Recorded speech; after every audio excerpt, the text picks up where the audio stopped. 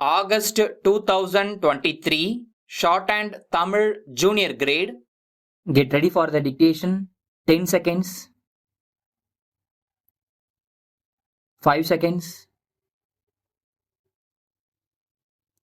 Start.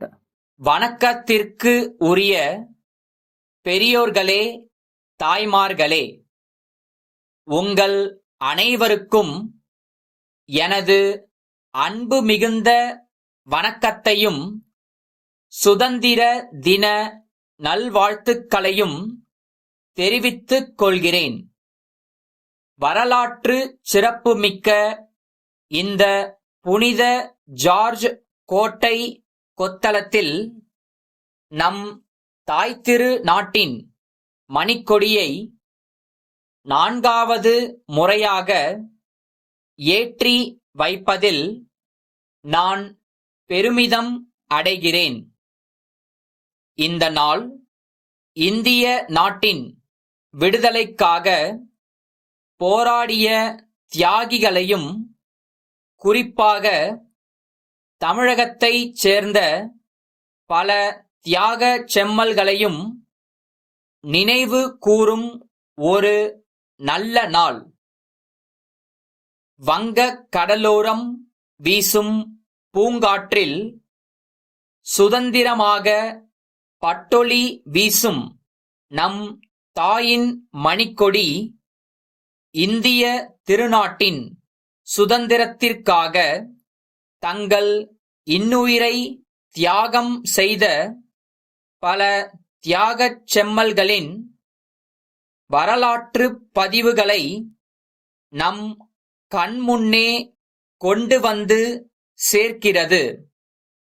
ஒவ்வொரு இந்தியனின் உணர்விலும் அகிம்சை கலந்திருப்பதை உணர்ந்த நம் தேசத்தை காந்தியடிகள் அடிமை விலங்கை தகர்த்தெறிந்து அகிம்சை வழியில் தேசத்தையே ஒருங்கிணைத்து அறப்போராட்டங்கள் நடத்தி நம் தாய்த்திரு நாட்டிற்கு சுதந்திரத்தை பெற்று தந்தார்.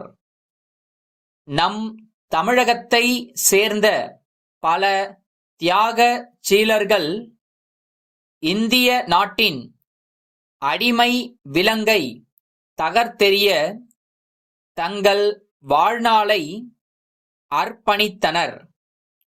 அவர்கள் தங்களுடைய நலனை பற்றி சிறிதும் சிந்திக்காது நாட்டின் விடுதலைக்காகவே தங்கள் வாழ்நாளை தியாகம் செய்தனர். அவர்களின் தியாகங்களை நினைவு கூறும் திருநாள் இந்நாள்.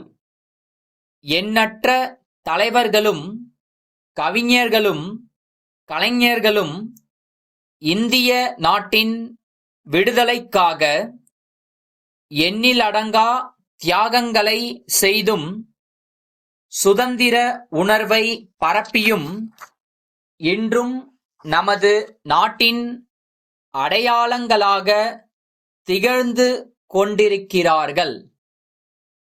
சமீபத்தில் நமது எல்லை பகுதியில் அண்டை நாடு ஆக்கிரமிப்பு செய்ய முற்பட்டபோது நாம் இந்தியர் என்ற உணர்வோடு நம் படைக்குப் பின் வலுவாக துணை நின்றோம்.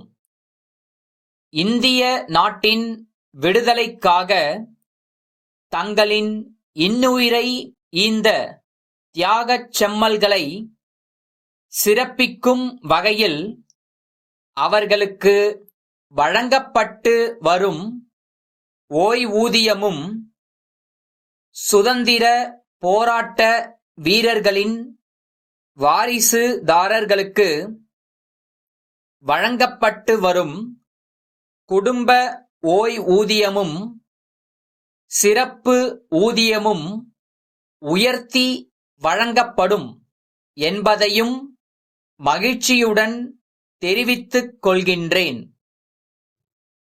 உங்கள் அனைவருக்கும் மீண்டும் ஒருமுறை எனது சுதந்திர தின நல்வாழ்த்துக்களை உரித்தாக்குகின்றேன்.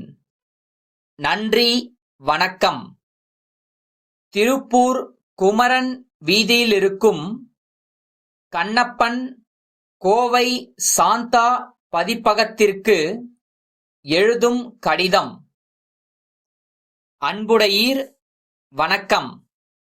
இம்மாதம் முதல் வாரத்தில் 5 தமிழ் சுருக்கெழுத்து புத்தகங்கள் கோரி தங்களுக்கு கடிதம் அனுப்பியிருந்தேன்.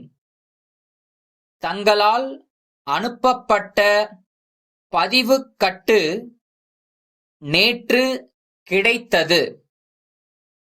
அக்கட்டினை பிரித்து பார்த்தபோது அதில் 4 சுருக்கெழுத்து புத்தகங்கள் மட்டுமே இருந்தது.